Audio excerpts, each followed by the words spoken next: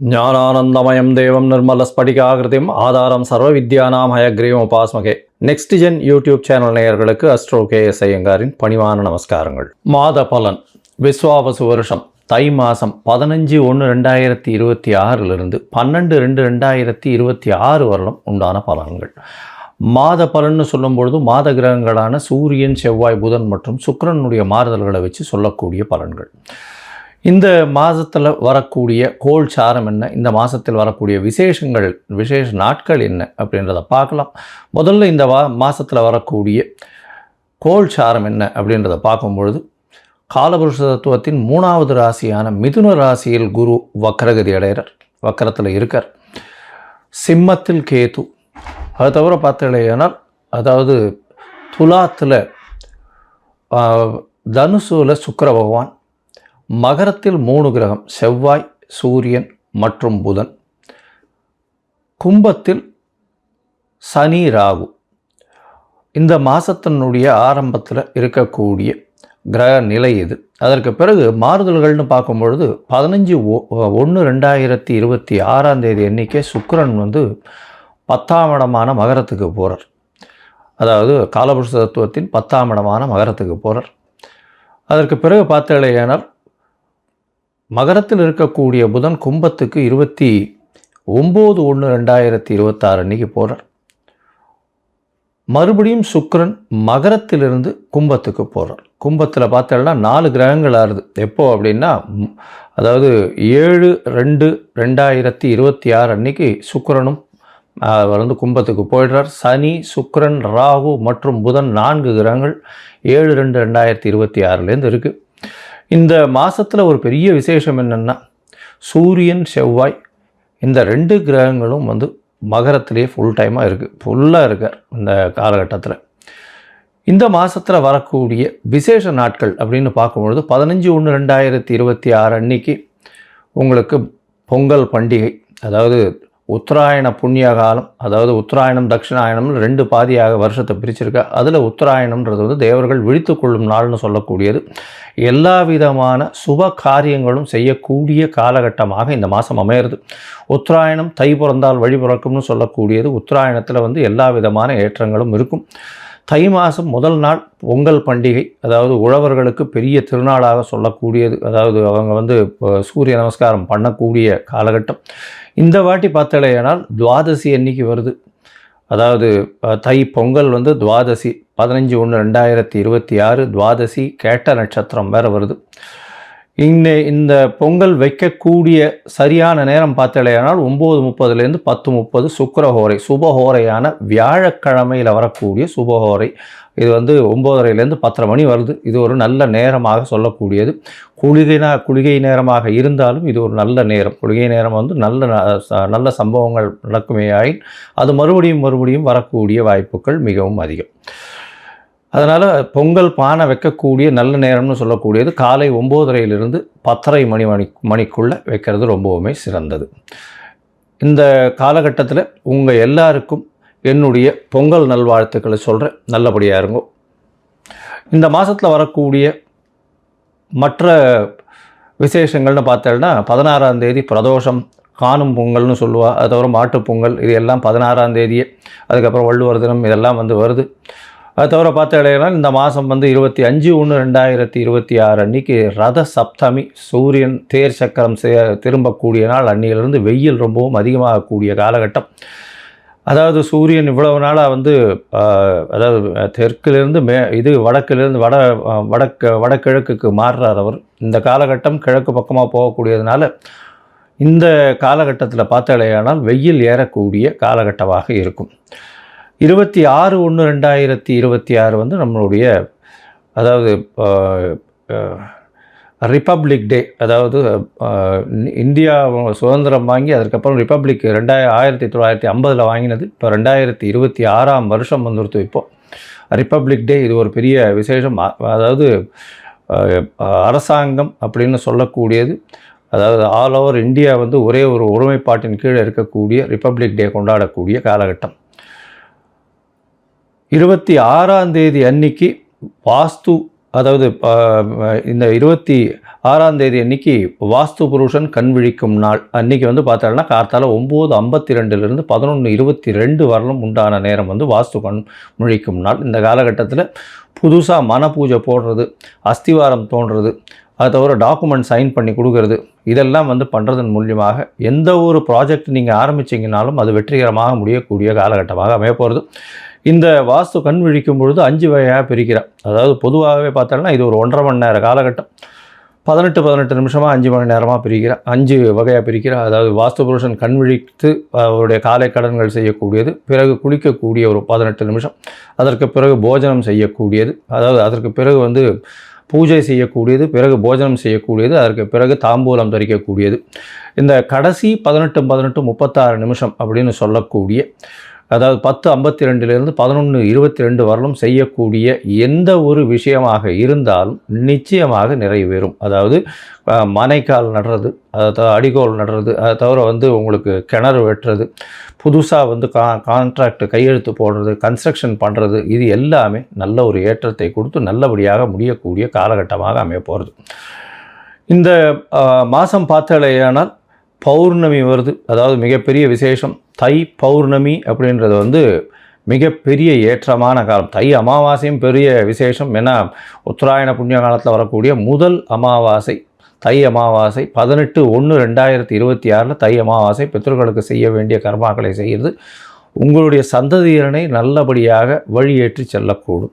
அதனால் நல்ல ஒரு ஏற்றத்தை கொடுக்கக்கூடிய நாள். அதாவது அது வந்து அந்த திதியில் வந்து வேறு எந்த ஒரு விஷயங்களையும் செய்யாமல் பித்ருக்களுக்கு திதி கொடுக்கறது மட்டும்தான் செய்யணும். புதுசாக எதையும் ஆரம்பிக்கிறது அந்த மாதிரியான விஷயங்கள் பண்ணக்கூடாது. இது வந்து 18/1/2026 வருது.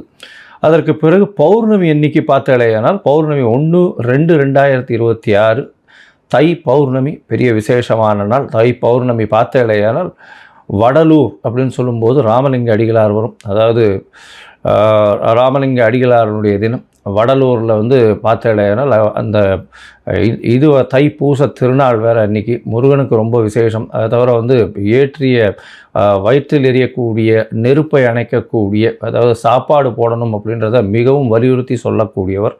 சொல்லி அது இன்னி வரலும் எரிஞ்சிட்ருக்கு அப்படின்னு சொல்லக்கூடியது பெரிய விசேஷம். அதாவது உணவு தானமாக கொடுக்கறது, சாப்பாடு தானமாக கொடுக்கறது, பசி அற்ற நிலை எல்லாருக்கும் இருக்கணும், யாரும் பசித்து இருக்கக்கூடாது அப்படின்றத வந்து எடுத்து நல்லபடியாக சொன்னது. சரி, இந்த மாதம் அதாவது தை மாதம் ஒரு ராசிக்கும் என்ன வகையான மாற்றங்கள் ஏற்றங்கள் இருக்குது அப்படின்றத பார்ப்போம். அதற்கு முன்னாடி என்னுடைய மொபைல் நம்பர் கீழே ஸ்க்ராலிங்கில் போயின்னு இருக்கோம். உங்களுக்கு அஸ்ட்ராலாஜிக்கல் கன்சல்ட் வேணும்னா எனக்கு காண்டாக்ட் பண்ணுங்க. உங்களுடைய பெயர், பிறந்த நேரம், பிறந்த தேதி, பிறந்த வருடமோட போடுங்க. உங்களுடைய தாய் தந்தையார் பெயரும் போடுங்க. Date, time, place of birth, அதை தவிர உங்களுடைய பேரண்ட்ஸ் நேம் இது வரலாம் போடுங்க. உங்களுடைய ஜாதகத்தை போட்டு சந்தி இருக்கான்றதை பார்த்துட்டு அதற்கு பிறகு உங்களுக்கு நான் அப்பாயின்மெண்ட்டு கொடுக்குறேன். உங்களுக்கு அப்பாயின்மெண்ட்டை நீங்கள் இந்த டேட்டு டைம் போட்டதுக்கப்புறம் வந்து என்னுடைய கட்டணம் என்னென்னு சொல்கிறேன். அந்த கட்டணத்தை செலுத்தி அப்பாயின்மெண்ட் வாங்கிக்கோங்க. அதுக்கப்புறம் உங்களுக்கு அப்பாயின்மெண்ட்டும் போது உங்களோட பேசுகிறேன். சரி, இப்போ மேஷம் முதல் மீனம் வரை தை மாதம் ஒரு ராசியாக எப்படி இருக்குன்றதை பார்க்கலாம். மிதுனம், மிருகசீரிஷம், திருவாதிரை, புனர்பூசம், இந்த 3 நட்சத்திரம் 9 பாதங்களை கொண்ட ராசி. ராசியின் அதிபதினு சொல்லக்கூடியவர் புதன். ராசிக்கு 8ஆம் இடத்துல இந்த மாதத்துக்கு போய்டுறார். அதாவது இந்த மாதம் ஆரம்பிக்கும் போது பார்த்தாலேயானால் சூரியன், செவ்வாய், புதன் 3 கிரகங்களும் வந்து 8ஆம் இடத்துல இருக்க. 8ஆம் இடத்துல வந்து இருக்கலாமா அப்படின்னா, மறைந்த ஸ்தான அதிபதிகள் மறைந்த இடத்தில் இருப்பது ரொம்பவுமே நல்லது. அதாவது 6-11 அதிபதியான செவ்வாய் 8ஆம் இடத்துல உச்சம் பெற்று போயிருக்கார். அதனால் அதீதமான லாபம். என்னென்னா வேலையில் மாற்றம், வேலையில் ஏற்றம், வேலையின் மூலியமாக நன்மை, திடீர் பணவரவு, லாபங்கள் அதிகமாக இருக்கக்கூடியது. ஏன்னா உங்களுடைய ராசிக்கு 11ஆம் அதிபதி அப்படின்னு சொல்லக்கூடியவர் செவ்வாய். அதனால் வந்து இந்த ரியல் எஸ்டேட்லாம் பண்ணுறவாளுக்கெல்லாம் திடீர் யோகம் கிடைக்கும். அதை தவிர வந்து வீடு வாங்கணும்னு நினச்சிட்டு இருக்கவாளுக்கு நிச்சயமாக வீடு வாங்கக்கூடிய வாய்ப்புகளும் வரும். என்ன ராசியில் குரு பகவான் வக்ரகதியில் உட்காந்துருக்கிறதுனால ஒரு தீர்க்கமான ஒரு டெசிஷன் எடுக்க முடியாத நிலையை அடையக்கூடிய வாய்ப்புகள் ரொம்பவும் அதிகம். இந்த காலகட்டத்தில் பார்த்தாலேயானால் அதுவும் தை மாதம் விஸ்வாவசு வருஷத்தில் பார்க்கும்பொழுது உங்களுடைய ராசிக்கு ராசிநாதன் 8ஆம் இடத்துல இருந்தாலும் இந்த மாத கடைசியில், அதாவது 27/1/2026 அன்னைக்கு வந்து அவர் 9ஆம் இடத்துக்கு போயிடுறார். ஒரு திரிகோணாதிபதி, அதாவது ராசி அதிபதி இன்னொரு திரிகோணத்தில் போய் உட்கார்றது பெரிய விசேஷத்தை கொடுக்கக்கூடிய காலகட்டம்.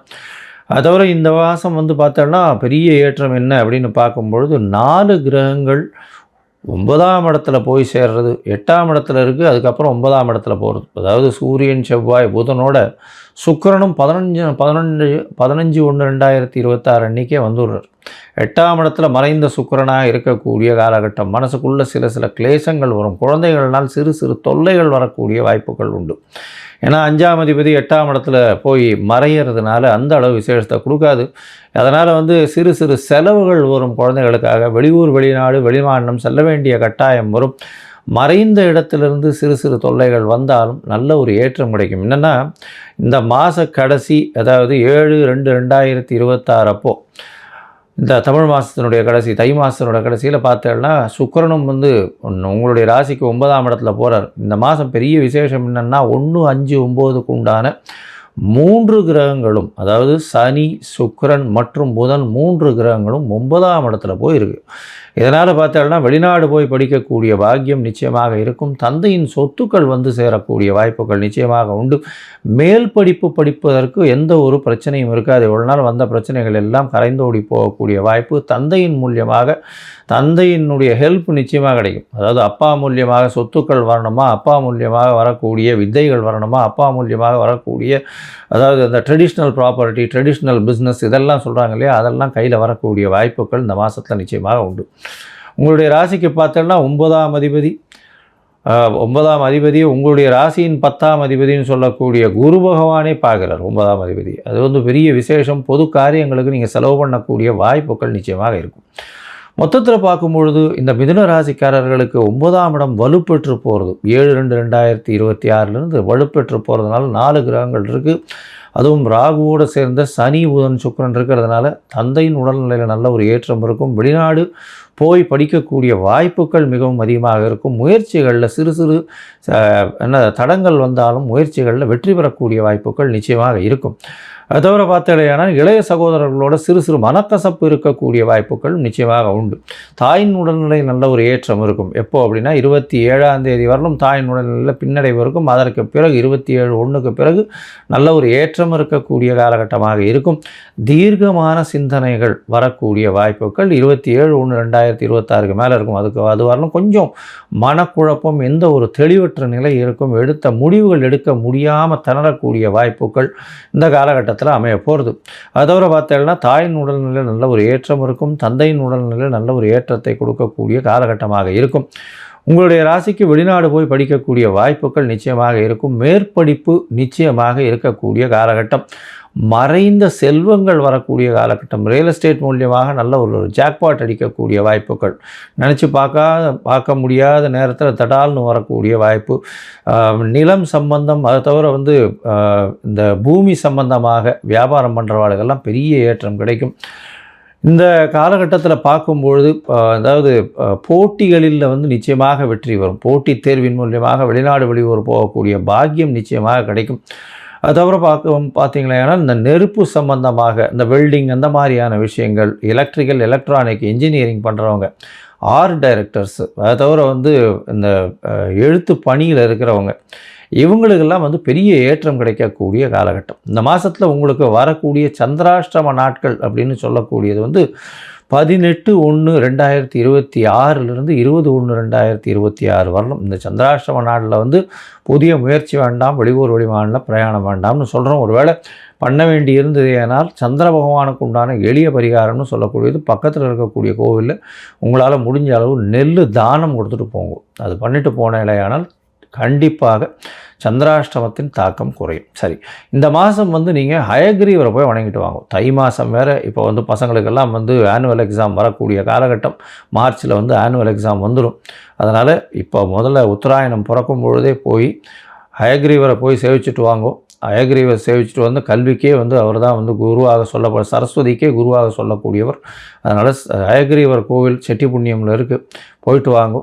திருவையீந்திரபுரத்தில் இருக்குது, போயிட்டு வாங்க. அது போயிட்டு வர்றதன் மூலியமாகவும் அங்கே ஒரு ஏலக்காய் மாலை போட்டு வர்றதன் மூலியமாகவும் உங்களுக்கு வரக்கூடிய வந்த எந்த பிரச்சனைகளும் நிச்சயமாக சூரியனை கண்ட பனி போல விலகி செல்லக்கூடும்.